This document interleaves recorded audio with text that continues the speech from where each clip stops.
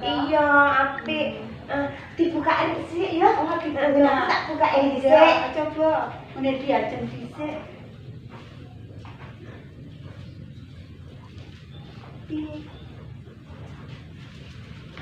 Apik to diajeng. Apik iki lho, apik to.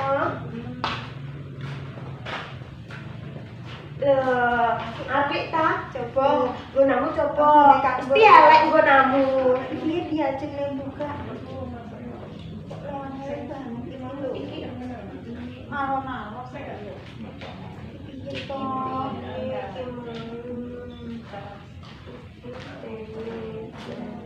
Sing buka. bukaan. Apik nggonaku lho. Kinten-kinten. Tak kinten-kinten. Apik to Coba sawah iki coba bandingno. Kok apik nggonamu? Iki nggonaku kok elek. Iya diajeng wis dadi Apik kuwi. kok Kuwi aku.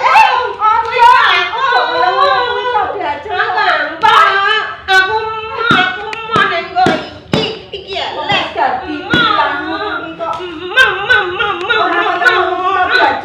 Aku kuwi wae. Ibu. Aku mau iki.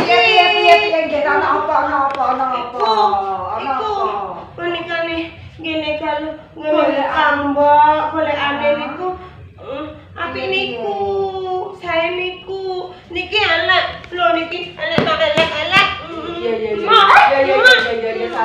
Sabar gini wis. Pengen niku. Laremo nggih.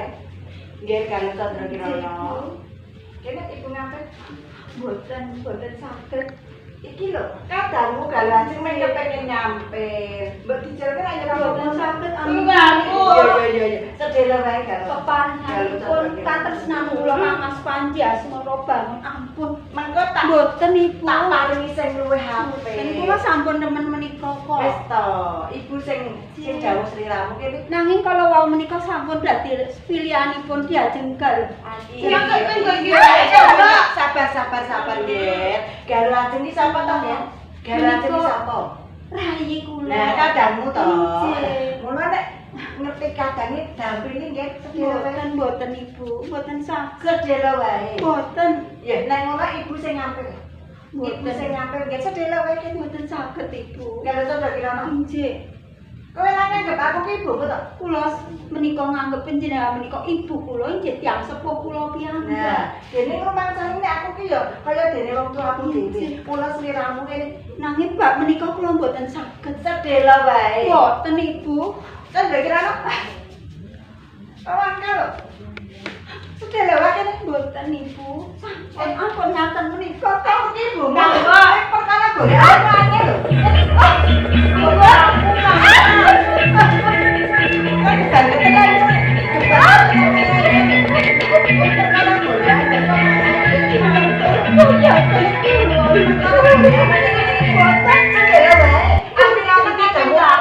Kula dai pati menika Kalau ajeng kene. menika peparingipun Kang Mas Panji asmara bangun. Boten Ibu. Kalau ajeng ki nek kepengin nyampil sedelo. Kene. Kayane banget to. Iya to Ibu. Romo. Rama. Kene. Oh, Iki lho Rama. Wis dalan Pisan kan. kula. Rama. Atau Rama.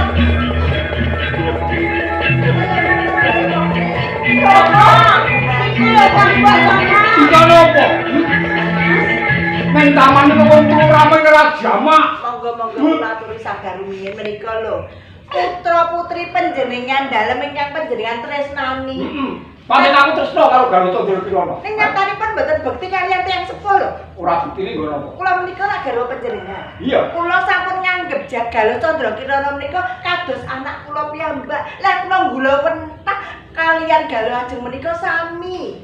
Aku ngerti. Dur perkara niki apa? Perkawisipun golekanipun Galuh Chandra Kirana menika kepengin dipun ampil Galuh ajeng, kepengin ngampil kemawon kok angel mboten angsal. Menika lho, iki ndang nggih golekane ngene. Ora yo duwe golekan dhewe. Lah ngene kula niku ki elek.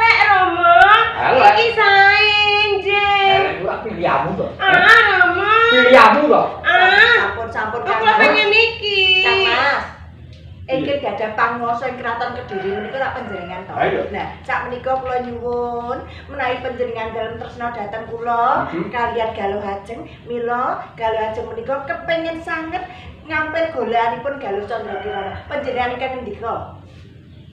Lho, Kene nggih. Galuh, Nuwun kula Rama. diambil ki adimu. Aurat Rama. Apa? Menika tandha katresnanipun. Paringipun Kang Mas Panji asmara banget dhateng kula. Wah, kuwi bener. Wah, bener iki paringe Panji Nukerpati kanggo rasa katresnane marang Galuh Candrakirana. Inggih kula mangertos Kang Mas, ning Galuh Ajeng menika namung kepengin ngampil. Abote sepira ta men gambelke sedhela ngoten? Nggih. Sepisan malih yo nggih, sepisan meneh ibu ngampil sedhela kanggo kadang munem Galuh Ajeng. Boten saged Ibu. Menika Rama. Kanjeng Rama Kula niki pengen panjenengan niku. menika. Galuh Ajeng. Dalam Rama. Upama kowe tak pundhutke sing padha karo duweke Mbak Ayumu Galuh Candrakirana piye? Emang kula tetep pengen niku. Kok pangkal to? Piye to, Nggih? Sedherek iki. Galuh Candrakirana. Kula Rama. Ken. Kowe iki putra sing banget tak tresnani, Inggih. sing tak domo-domo supaya kowe iki bisa ngluhurake asmane wong tuwa. Mula kowe manut karo Rama. Sawetara kowe ngalah. Golekan iki wenehna marang adimu Galuh Ajeng. Kanjeng Rama, paring kula matur. Sadangunipun kula menika nderek dhateng Rama, kula tansah bangun miturut menapa ingkang dados dawuh pangandika dari ananging menawi perkawis menika golekan menika tandha katresnan calon sisian kula Kang Mas Inu Kertapa. Badhe kula kukuwi ngantos tumekaning pati Rama. Piye? Tumekaning pati. Kang Mas. Kaya ngono kowe. Kaya ngono kowe Galuh Candrakirana, Kang Mas Prabu. Kowe wani matur nursane Rama kaya ngono. Kowe bakal ngungkuli wenane Rama. Yo, Ma, wikanipun tresna kaliyan kula. aku tresna marang kowe. Sunyatanipun panjenengan mboten saged jejekaken laras lan ati. Galuh, Menika wenang kula, hak kula. kowe mulang karo wong tuamu, ha? Kowe mulang karo wong tuamu. Kaya ngono ki jalukan. Saged Rama. Kaya sinengke to Aku Rama. wong tuamu, kang duweni pawuwasa kang tanpa winates. Kraton Kediri. Ora sadar welas, ora sadar tangis. Pengen maring panjenengan banget to ya. Halo. Mula weneh raya cuk, kowe mesakno karo Rama. Boten Rama, boten. Wah, Boten saged Rama. aku kudu tumindak kepiye ngono. Lakon kaya ngene iki. Ngaten mawon. Iya. Menawi Galuh Candrakirana menika tetep agres, tetep kenceng mboten nurun. Maringaken dhateng Galuh Ajeng. Wis sampun kula badhe maca Kok dhisik. tegesipun panjenengan dalem menika abot Terus putra untung, lho. panjenengan. Lho nyatanipun Aku tresna karo kowe lho. Nggih kula mangertos. Ning Purbawasesa panguwas tunggal ing Kraton Kediri menika panjenengan dalem. Monggo putra panjenengan dalem Galuh Candrakirana menika putra ingkang boten bekti dhateng panjenengan, ora bekti karo wong tuwa. Kaya ngono kok putra ratu. Ming perkara golan kok bakal wani karo wong tuane. Wani kalian panjenengan dalem menika tegesipun wani kalian ratu ing Praja Kediri. Galuh. Sepisan meneh.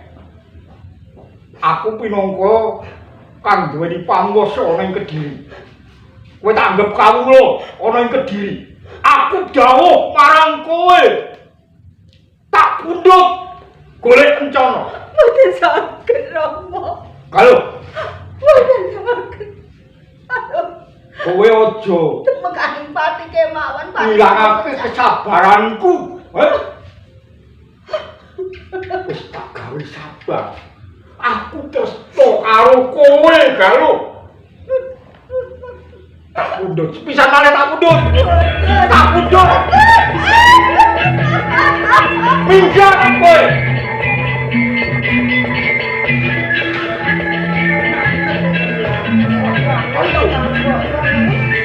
Nggih. Marem atimu. Marem yo. Marem Rama. Kang Mas, Cengenges. kalau ajeng menika ra nggih putra dalem to, mbok jabat ditukani to. Nggih abang Ning nganti mbak lunga kaya ngono kae piye? Nggih Lah sampun yo kang mbok piyambak sing angel. Kae iki anakku. ning putra panjenengan menika mboten namung Galuh Candra Kirana, Galuh ajeng menika nggih putra panjenengan dalem. Iya. Nggih sampun dewasa nggih ayu. Nanti aku tegel. Nigas rikmane Galuh Candra Kirana. Waduh. Nggih sampun to. Yo kaya ngopo irange kowe, Cuk? Sampun Kang Mas. Rama Dami menggale kanthi tirta ingkang wening. Menika sampun dipun karepaken Galuh Candra Kirana ngaten menika. Nggih sampun. Yo Nggih sampun Rama mboten sami yen ngono perkara iki aku bakal suwana nulisane kanggo kaliku, kanggo Kiri Suci. Ya. Nggih Kang Mas. Kowe model tunggu kraton Kediri. Lan aku bakal tunggu aku Galuh Candra Kirana. Piye bae anakku Galuh